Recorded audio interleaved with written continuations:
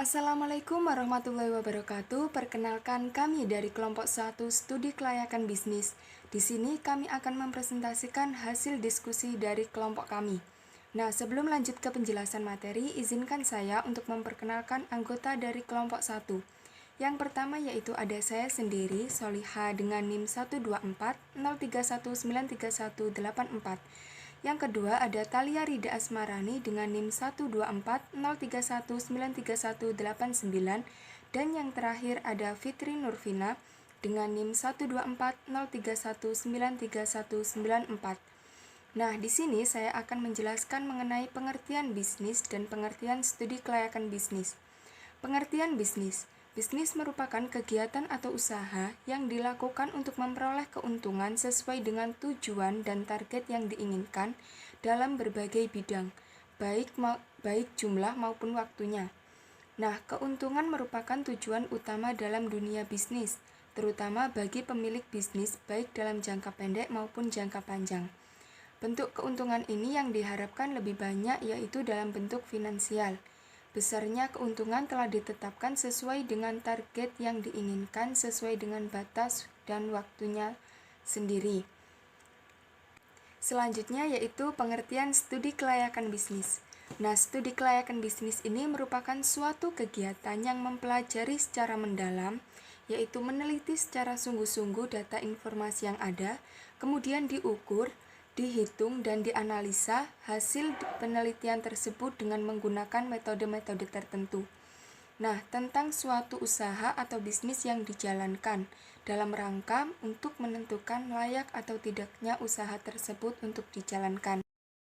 Nah, layak di sini juga diartikan akan memberikan keuntungan tidak hanya bagi pelaku atau perusahaan yang menjalankan, tetapi juga bagi investor, kreditur, pemerintah, dan masyarakat luas yang ada. Untuk menentukan layak atau tidaknya ini, suatu usaha dapat dilihat dari berbagai aspek. Setiap aspek untuk dapat dikatakan layak harus memiliki standar nilai tertentu. Keputusan penilaian tak hanya dilakukan pada salah satu aspek saja. Ukuran kelayakan masing-masing jenis usaha juga sangat berbeda. Nah, aspek-aspek yang digunakan untuk menyatakan layak atau tidaknya adalah sama sekalipun bidang usaha yang dijalankan ini berbeda. Materi yang selanjutnya yaitu langkah-langkah studi kelayakan bisnis. Langkah-langkah studi kelayakan bisnis ada 6. Yang pertama, penemuan ide. Produk yang akan dibuat haruslah berpotensi untuk laku dijual dan menguntungkan. Oleh karena itu, penelitian terhadap kebutuhan pasar dan jenis produk dari proyek harus dilakukan. Yang kedua, tahap penelitian. Setelah ketiga ide proyek dipilih, selanjutnya dilakukan penelitian yang lebih mendalam dengan memakai metode ilmiah. Dimulai dengan mengumpulkan data, lalu mengolah data berdasarkan teori-teori yang relevan, menganalisis dan menginterpretasikan hasil pengolahan data dengan alat-alat analisis yang sesuai, menyimpulkan hasil sampai pada pekerjaan membuat laporan hasil penelitian terevaluasi. Dan yang ketiga yaitu tahap evaluasi. Evaluasi pertama yaitu mengevaluasi usulan-usulan proyek yang akan didirikan. Kedua, mengevaluasi proyek yang sedang dibangun. Dan ketiga, mengevaluasi bisnis yang sudah dioperasionalkan secara rutin. Dan yang keempat, tahap pengurutan usulan yang layak. Jika terdapat lebih dari satu usulan rencana bisnis yang dianggap layak dan terdapat keterbatasan-keterbatasan yang dimiliki manajemen untuk merealisasikan semua rencana bisnis tersebut, misalnya keterbatasan dana, maka perlu dilakukan pemilihan rencana bisnis yang dianggap paling penting direalisasikan. Yang kelima, tahap rencana pelaksanaan. Setelah rencana bisnis dipilih untuk direalisasikan, perlu dibuat rencana kerja pelaksanaan pembangunan. Dan yang keenam, tahap pelaksanaan. Setelah semua persiapannya harus dikerjakan selesai dipersiapkan, tahap berikutnya adalah merealisasikan pembangunan proyek tersebut. Kegiatan ini membutuhkan manajemen proyek. Aspek-aspek studi kelayakan bisnis. Ada 7 aspek yang perlu dilakukan dalam studi kelayakan. Yang pertama, aspek hukum. Dalam aspek ini yang akan dibahas adalah masalah kelengkapan dan keabsahan dokumen perusahaan, mulai dari bentuk badan usaha sampai izin-izin yang dimiliki. Yang kedua, aspek pasar dan pemasaran. Untuk memulai, apakah perusahaan yang akan melakukan investasi ditinjau dari segi pasar dan pemasaran memiliki peluang pasar yang diinginkan atau tidak. Yang ketiga, aspek keuangan. Penelitian dalam aspek ini dilakukan untuk menilai biaya-biaya apa saja yang akan dikeluarkan. Kemudian juga meneliti seberapa besar pendapatan yang akan diterima jika proyek jadi dijalankan. Aspek teknis atau operasi. Dalam aspek ini yang akan diteliti adalah mengenai lokasi usaha, baik kantor pusat, cabang, atau gudang. Aspek manajemen atau organisasi. Yang dimulai dalam aspek ini adalah para pengelola usaha dan struktur organisasi yang ada.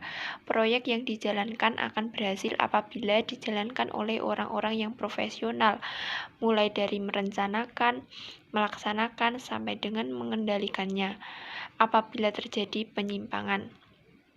Aspek ekonomi sosial.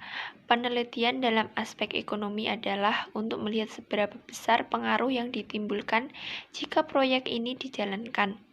Aspek dampak lingkungan merupakan analisis yang dibutuhkan pada saat ini, karena setiap proyek yang dijalankan akan sangat besar dampaknya terhadap lingkungan di sekitarnya, baik terhadap darat, air, dan udara, yang pada akhirnya akan berdampak terhadap kehidupan manusia, binatang, dan tumbuh-tumbuhan yang ada di sekitarnya. Bidang ilmu yang terkait dalam studi kelayakan bisnis. Yang pertama yaitu hukum bisnis, merupakan suatu bidang ilmu yang membahas mengenai ketentuan hukum dalam menjalankan suatu bisnis. Yang kedua yaitu sosiologi dan lingkungan, merupakan ilmu yang sangat penting perannya karena digunakan untuk menganalisis kelayakan bisnis dan dampaknya bagi lingkungan sekitar. Jadi, sebelum pengusaha mendirikan bisnis, pengusaha tersebut harus memikirkan bagaimana caranya mengatasi dampak limbah yang mungkin akan mencemari suatu lingkungan. Yang ketiga, yaitu manajemen pemasaran, yakni bidang ilmu yang membahas mengenai potensi pasar, penentuan harga, pemilihan saluran distribusi, pemilihan sarana promosi, serta analisis persaingan. Yang keempat, yaitu manajemen operasional dan operational research, adalah ilmu yang memiliki peran yang penting dalam melakukan analisis kelayakan aspek kritis. Yang kelima, yaitu manajemen sumber daya manusia, merupakan bidang ilmu yang membahas mengenai perencanaan tenaga kerja, rekrutmen, seleksi, pengembangan, serta pemberhentian karyawan.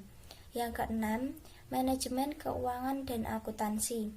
Manajemen keuangan membahas tentang bagaimana cara perusahaan tersebut mendapatkan sumber dana serta dapat menggunakannya secara efisien. Sedangkan akuntansi yaitu membahas tentang laporan keuangan perusahaan.